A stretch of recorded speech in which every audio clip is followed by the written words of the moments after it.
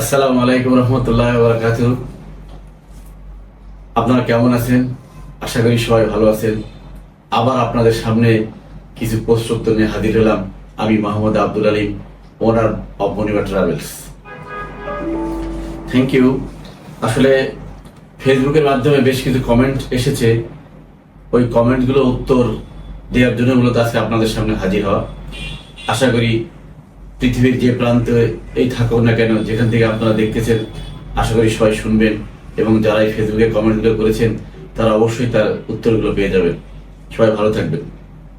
প্রথমত, রুহুল আমিন নামে একজন প্রশ্ন করেছে, ব্যাংক স্টেটমেন্টের জন্য কোন অ্যাকাউন্ট ইউজ করতে হয়, কারেন্ট অ্যাকাউন্ট না সেভিংস অ্যাকাউন্ট, একটু জানাবেন কি? আসলে বিষয়টা হচ্ছে কি, যে আমি আসলে কোন দেশের কোন ভিসার জন্য অ্যাপ্লাই করছি এটার উপরে ডিপেন্ড করে যে আমি কোন অ্যাকাউন্টটা ব্যবহার করব। তবে কেউ যদি ভিজিট ভিসার জন্য অ্যাপ্লাই করতে চায় তাকে অবশ্যই সেভিংস অ্যাকাউন্টে টাকা থাকতে হবে। সেনজেন কান্ট্রিগুলো 8 থেকে 10 লাখ, ফার্স্ট ওয়ার্ল্ড কান্ট্রিগুলো 15 থেকে 20 লাখ। আর যদি কেউ স্টুডেন্ট ভিসা অ্যাপ্লাই করতে চায় তার সেভিংস ম্যান্ডেটরি না, তার জন্য একটা ম্যাক্সিমাম এফডিআর হলেই যথেষ্ট। আরেকজন প্রশ্ন করছে মাসুদুর রহমান, উনি বলছে আমার কানাডার ভিজিট ভিসা রিফিউজ হয়েছে, এখন আপনি ব্যাংক সাপোর্ট দিয়ে কি রিঅ্যাপ্লাই করে দিতে পারবেন? আসলে রিঅ্যাপ্লাই করার সাথে ব্যাংক সাপোর্টের কোনো সম্পর্ক নেই। আপনি আগে যে ডকুমেন্টস দিয়েছেন সেগুলো কি পরিমাণ গ্যাপ ছিল, ওই গ্যাপগুলো যদি এখন নতুন করে ফিল আপ করতে পারেন। ব্যাংক স্টেটমেন্ট আপনার প্রত্যেক দেশে প্রত্যেক ভিসার জন্যই লাগে। ব্যাংক স্টেটমেন্টের জন্য যে আপনার রিফিউজ হয়েছে এটা আপনি ক্লিয়ার করেন নাই। যদি আপনার শুধুমাত্র ব্যাংক স্টেটমেন্টের জন্য রিফিউজ করে থাকে তাহলে সেই ব্যাংক স্টেটমেন্টটা আমরা আপনাকে দিয়ে ভিসাটা রিঅ্যাপ্লাই করে দিতে পারবো। আর যদি অন্য কোনো ডকুমেন্টেশনের জন্য আপনাকে রিফিউজ করে থাকে তাহলে সেটা ভিন্ন হিসাব। আপনি আমাদের সাথে যোগাযোগ করেন, পরে আপনাকে জানানো হবে। আচ্ছা, এখানে একজন লিখছেন খরচ কেমন হবে। আসলে কি অ্যাকাউন্ট, কোন ভিসা, কতদিন লাগবে, কি পরিমাণ টাকা লাগবে, এর উপরে ডিপেন্ড করে যে আপনার খরচ কেমন হবে। আমাদের নির্দিষ্ট একটা রেট আছে, আমরা কাউন্ট হিডেন চার্জ নিই না। সেই হিসেবে আপনি যে দেশে যাইতে চান, যে বিষয়ে যাইতে চান, রেটটা ওইভাবে আমরা ধার্য করে দিই, তবে সেটা শরীয়ত সম্মত। একজন প্রশ্ন করেছেন সেভিংস অ্যাকাউন্টে কত পার্সেন্ট নেন।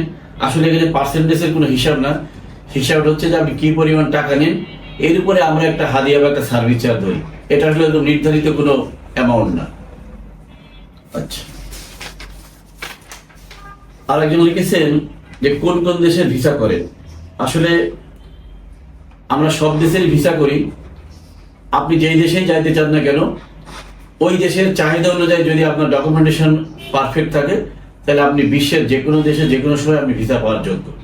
সেটা হোক ইন্ডিয়া, হোক ইউএসএ, হোক কানাডা, হোক সেনজেন কান্ট্রি। আচ্ছা, আরেকজন প্রশ্ন করেছেন ভাই আপনারা কি নিউজিল্যান্ডের ভিসা করেন? অবশ্যই নিউজিল্যান্ডের ভিসা করি, কিন্তু এখানে আপনি স্টুডেন্ট ভিসা চেয়েছেন না ভিজিট ভিসা চেয়েছেন এই বিষয়ে কিন্তু কোনো মেনশন করে নাই। আমরা স্টুডেন্ট ভিসাটাও করি, ভিজিট ভিসাও করি।